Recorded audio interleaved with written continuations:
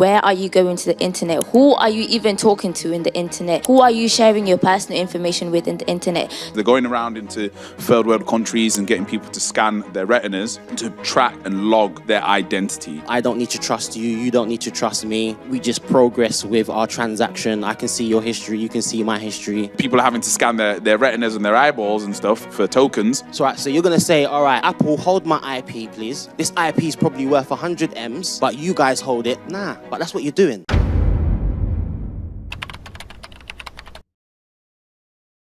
In terms of the future of security and cybersecurity, what are the things that people need to start looking at now, or things and trends that you're seeing start to emerge? Yeah, I'd more say what is coming future-wise. I mean, the cybersecurity space wasn't existing in the past 5-10 years, but now it's become a big space, and it's becoming a big space where you can make money. So cybersecurity, if you're not making money, come to cybersecurity. But I'd also say we're becoming aware. We're fast becoming aware. Businesses are starting to take cybersecurity really seriously, because if they lose their data, that means losing money. That means your customers' data has been lost. That means it's also a reputation for your company as well. So it's becoming a bigger space. People are becoming more aware. I don't know if most of you know about the dark web. I don't know if you guys know about the dark web. You guys know that we only use 5% of the internet, and 95% is actually the dark web. So most people are also becoming aware of these things. I think also as parents and kids are also being aware of, where are you going to the internet? Who are you even talking to in the internet? Who are you sharing your personal information with in the internet? Those are the things that are becoming really important. I love the awareness that is being created. I've seen more companies creating things like data risk assessments, security risk assessments. We're also in the space as well. We're learning things about penetration testing. We're learning things about cryptography, and trying to, let's say for example, if you have a website, you can get a service where someone can try and put malicious code in your website to see how, let's say, your website is. How is it working? Is it protected? Is it not?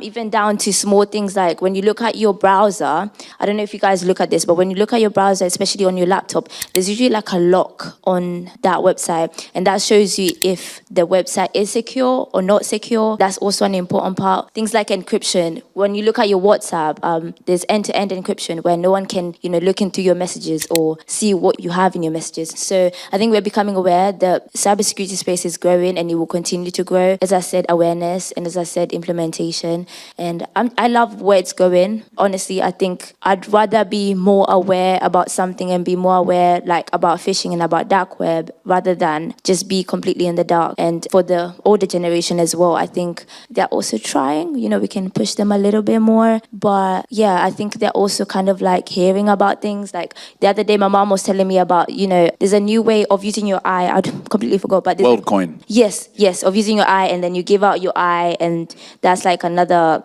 biometric. It's kind of like a biometric that they store information and then they give you money in the crypto market. I love the awareness, but we also need to do better as education.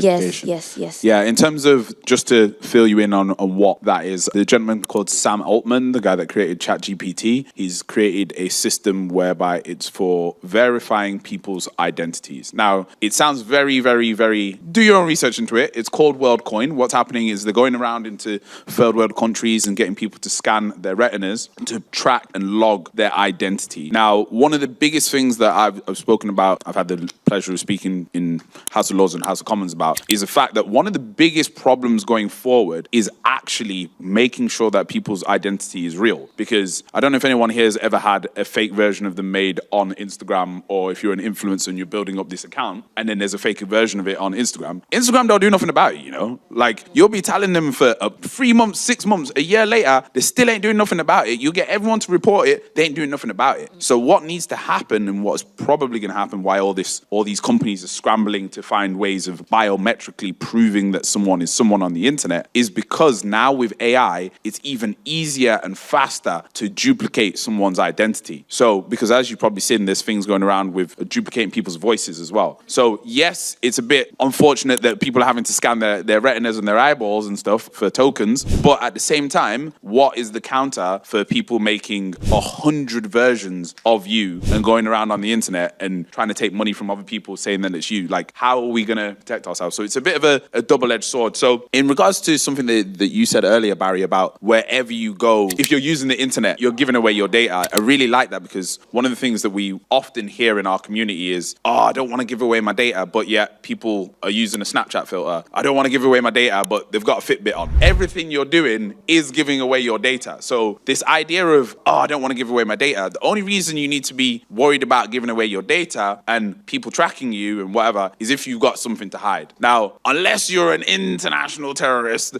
you probably haven't got anything to hide that they're actually interested in. The majority of the time, things are done in the best interest of the masses, population, and our health. But at the same time, there is things coming in the pipeline that we do need to be aware of. So Barry, obviously you're very forward in the blockchain space. What kind of changes are you seeing, or do you predict are going to happen over the next 2-3 years in regards to people's personal data in that space? So currently what we're seeing with a lot of companies around the world is they're moving their transactions or data to the blockchain to solve a lot of them issues, especially regarding trust, right? Because on the blockchain, things are pretty much open. This is what people loved about the blockchain, right? Was the fact that you can't really hide anything, right? Now, the space that we're in, now that we're here, we've built applications and stuff that are pretty much open.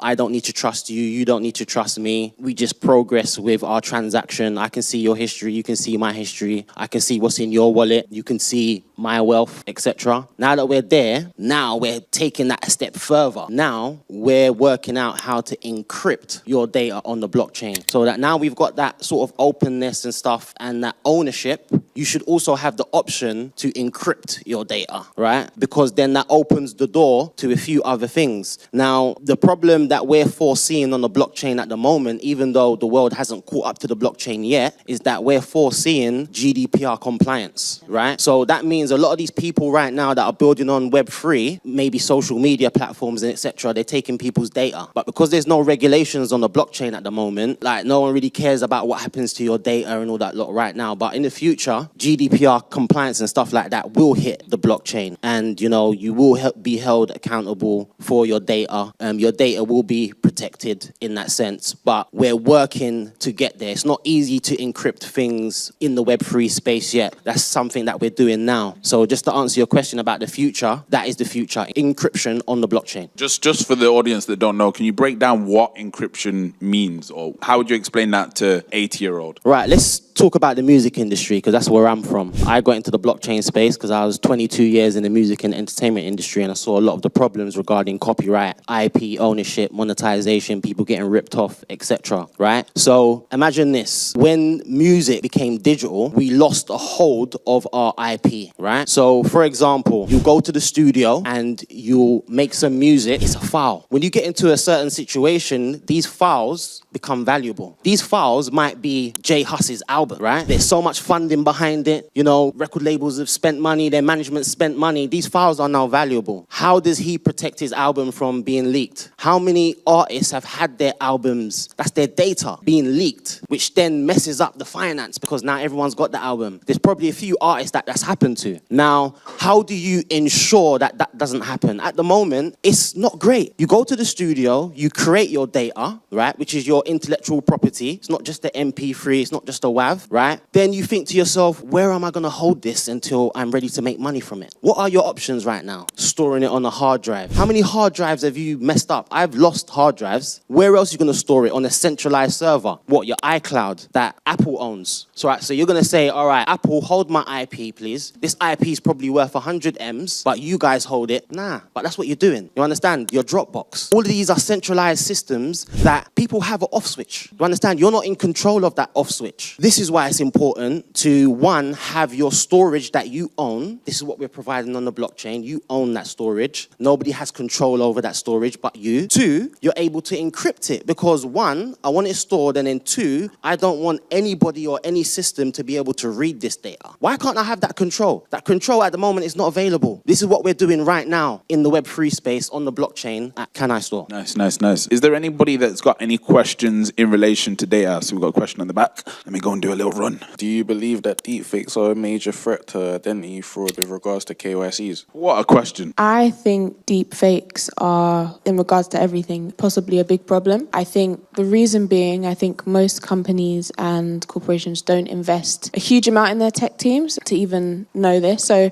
I think one of the things I've seen like in my working life is that coming from like working in tech teams, in tech companies, it's like we've got huge things that look into all these things and we've got like whole teams dedicated to other things. And then you might go to a company that is kind of tech and kind of other things. And you're like, oh, okay, we don't have that thing that we had there. And then you go to maybe, I don't know, McDonald's. It's just an example. I've never worked for McDonald's. But McDonald's that may not have the same level of tech team that maybe Google has because McDonald's isn't a tech company.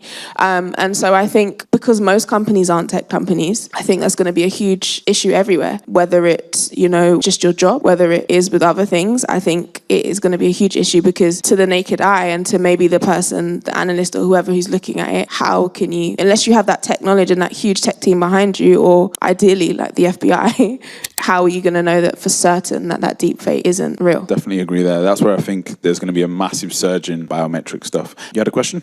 For Deborah, I wanted to know, does the basis of cybersecurity get more complicated as you work with bigger businesses as opposed to smaller businesses? So does it get complicated? I mean, I would say it does because you're working with big data compared to working with smaller data. But it also comes down to the practices that you're using. Let's say, for example, being able to manage 100 email clients compared to managing 1,000 or 10,000. So it depends with the volume of the business. All businesses do require security. All businesses do need to take security practices. But there is more data that is being held in bigger businesses, and they're the ones who should be having teams who are, you know, sending out emails to all their employees to see if they're going to be passing their phishing emails, you know. So there is bigger data that is being used in bigger businesses, and they also need to invest because you got the money, so you got to invest in securing that. So yeah. Can I just add to that? Sorry. Yeah. I think definitely because it depends on your clientele. Like if you're a bigger business, for example, if you have cybersecurity at the corner shop, they're not going to have the same level of needs as say Goldman Sachs. And so you're dealing with different types of data. The corner shop, you might just be dealing with customer data or the kind of data, your inventory data, whereas Goldman Sachs, you're dealing with possibly $1 billion deals, $1 million deals, sorry. So yeah, I think it definitely does get bigger. I guess the bigger deal that you're dealing with. Okay, thank you. Let's give these panelists an amazing round of applause, please.